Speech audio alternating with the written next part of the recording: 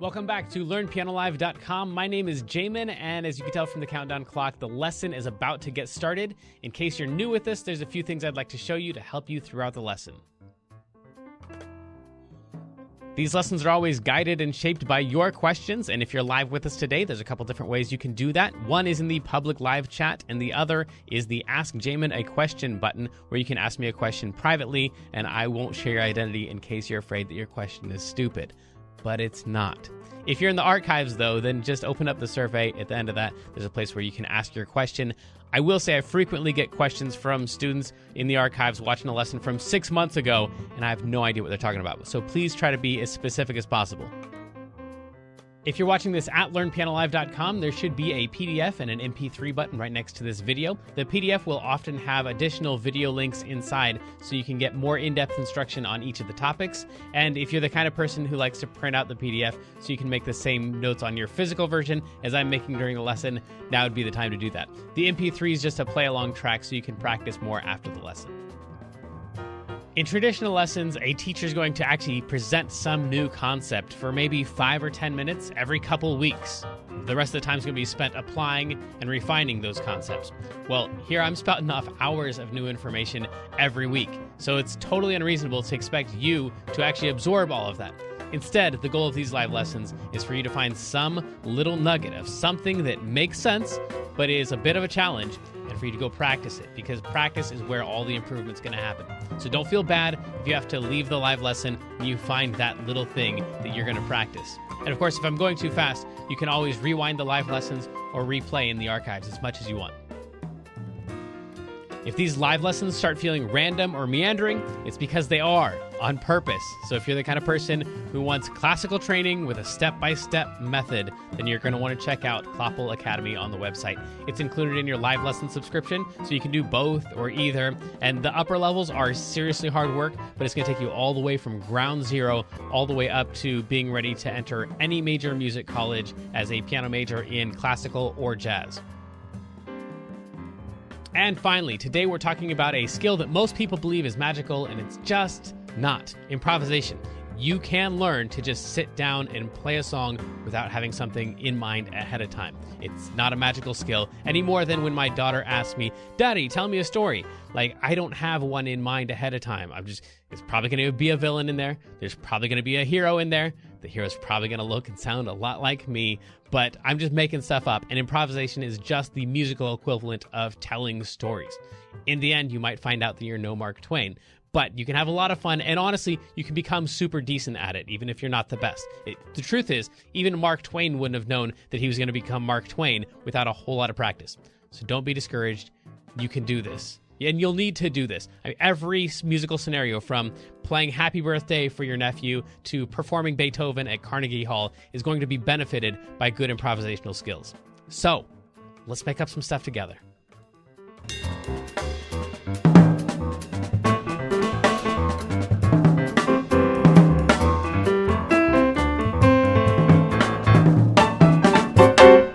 Welcome back to LearnPianoLive.com. My name is Jamin. This is the incomparable Kendra moderating the chat. Guess what?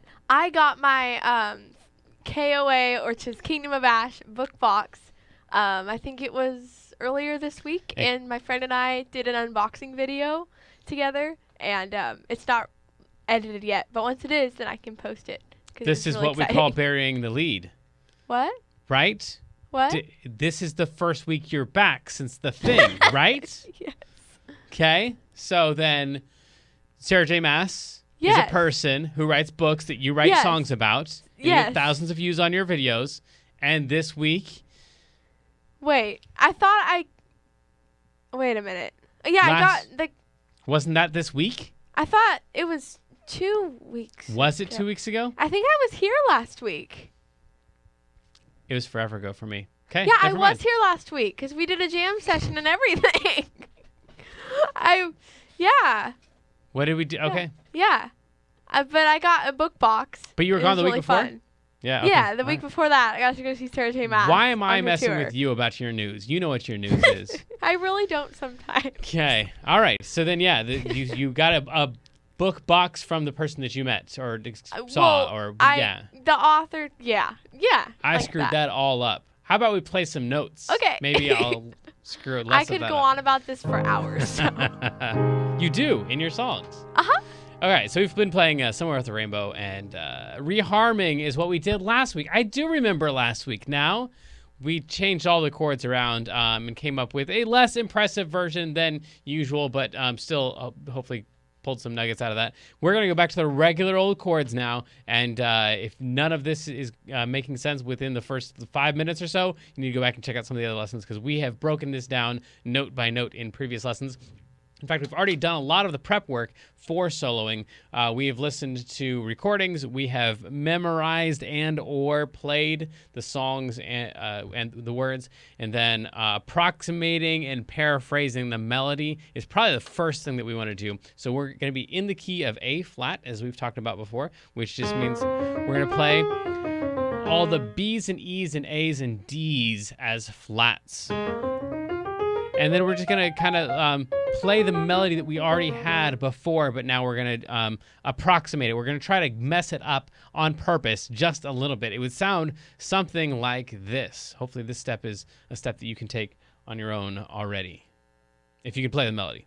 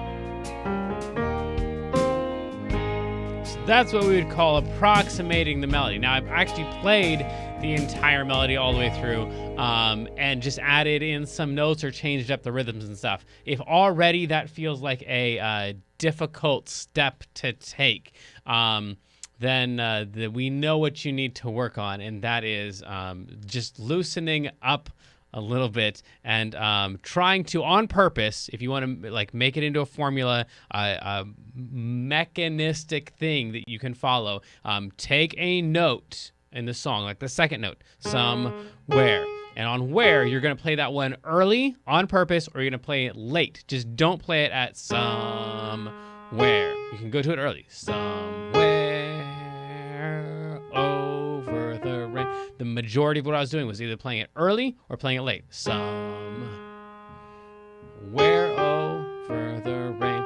Well, so just taking a specific note and on purpose playing it too soon or too late. And so in doing so, you're going to end up approximating the melody. For others of you, you're like, yeah, okay, he really hasn't done anything yet, because this is what you're doing all the time with all of your songs anyway. So it's a great skill to have, and one that you can develop if you just take specific notes on purpose. And then also, instead of going to the next note, playing the next note over. So that was the other thing that I did, which is really kind of a intermediate skill, but I'll go and show it to you here. So instead of going somewhere, I'm just gonna go to the next note over, just the neighbor to that tone right there, which is why it's called a neighbor tone. And where over the rainbow, and you can pretty much do this on any note in the song. So Kendra, you're gonna pick one of the notes out of Somewhere Over the Rainbow. Pick a note,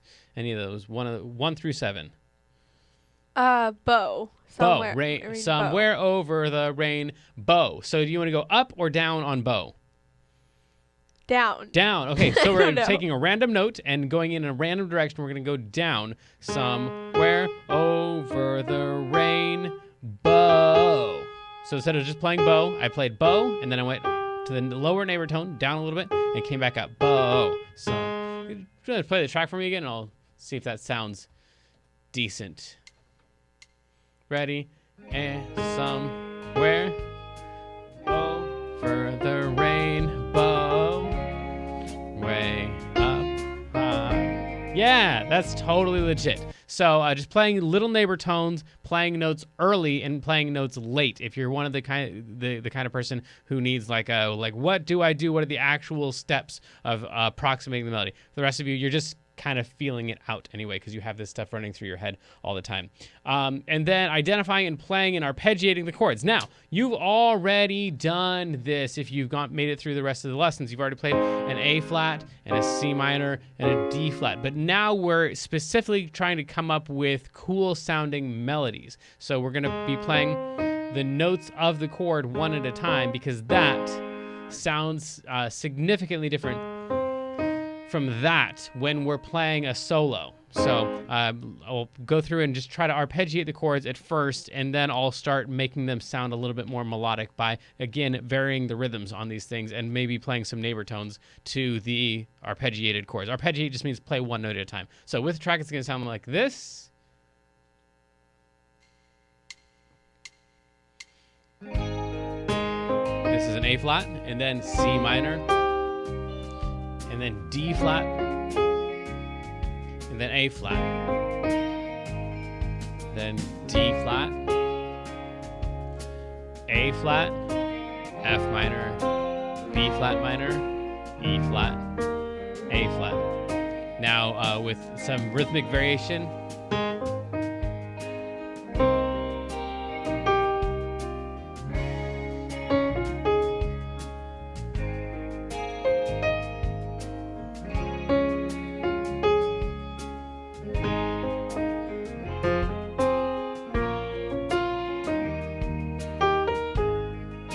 Those are just the arpeggios. And then if we do some neighbor tone stuff,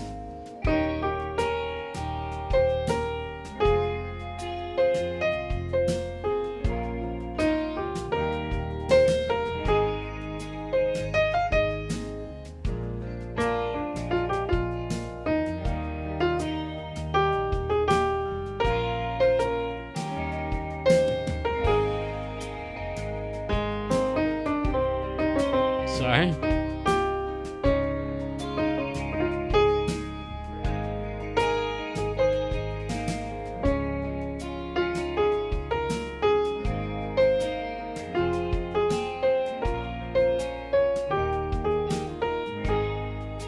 And this is already starting to kind of sound like a solo, and really I'm just doing this exercise of trying to arpeggiate the chords, playing them one note at a time. The next thing we're going to do after we arpeggiate the chord is we've just broken up the chord. We haven't actually arpeggiated it until we start repeating some of the notes. So this is an A flat, but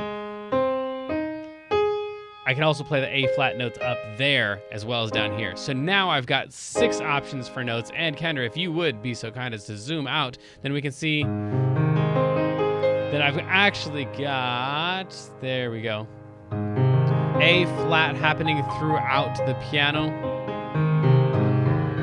So those are all optional notes for me when it's time for the A flat chord, just playing that same thing we just did. So now using that and noticing that I don't have to start on A flat. When it's time for an A flat chord, I can play that one, or I can play that one. This would start to sound like this. 2, 3, 4.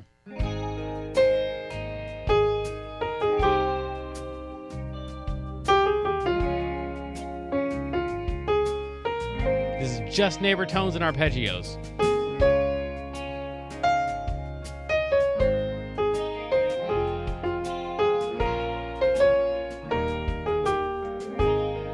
And it already sounds like it might be a thing.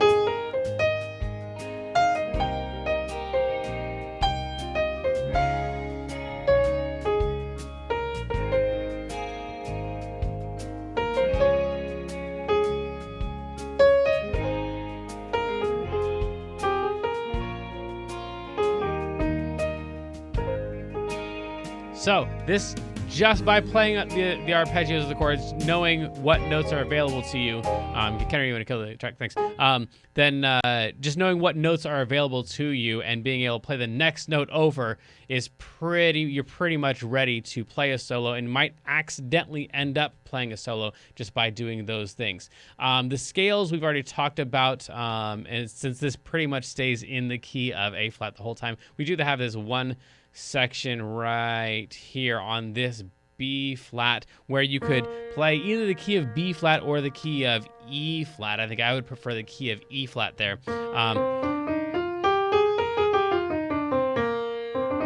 Those would be the right notes to use in that one little section. But other than that, it's all the scale that you're going to be using is A flat through the whole song. And then noodling and playing, which we're already accidentally doing at some point after you've played all of the chords, and it's not frantic, A flat and then C minor, that thing. And if it doesn't sound like that, if it's starting to sound kind of smooth and everything is not rushed, then you're ready to noodle and play. And then all the stuff that you did will start to leak its way into your playing, and you'll come up with some noodle play. By noodle, I just mean it's not something that's structured. You're just kind of like playing the next notes over and stuff. This is what most beginning soloing is. It's not, there's no like rhyme or reason to the notes that are getting picked, other than it just kind of felt like we were supposed to go to that thing. I know that sentence for a lot of you like broke your brains. Like, how would it feel like? How do you know when you just do the other stuff that was not all feeling stuff? But if we try it just noodling around, we might end up with something like this after we've played all of the scales and the arpeggios and stuff. It would sound something like...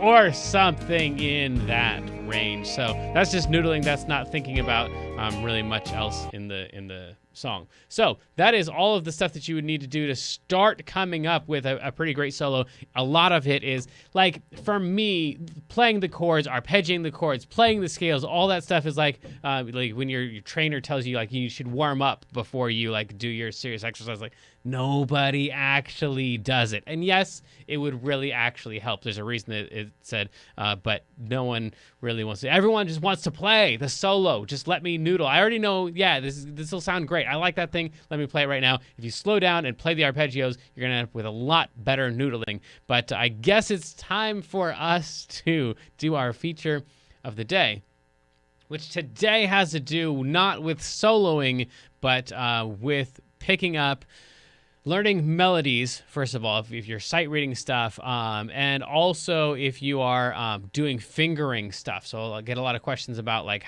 what's the correct fingering for this passage. Almost always the answer is go to the last note. If you play the last note and then you play the next to last note next to it, then you'll find out how the fingering is supposed to go, and things will break in the right order that you can fix them. So doing stuff in reverse is going to be a huge help, not only for learning a song like we talked about before, but also for your fingering.